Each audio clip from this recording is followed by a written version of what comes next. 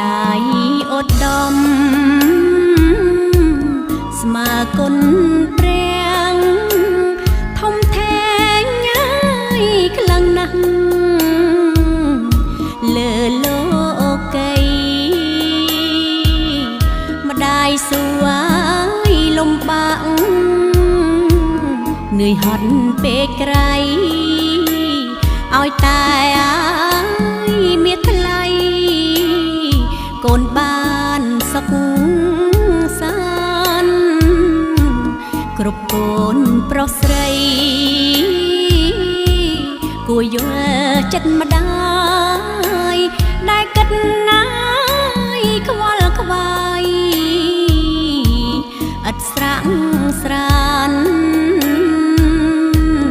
តាំងពីកំណើតលុះធ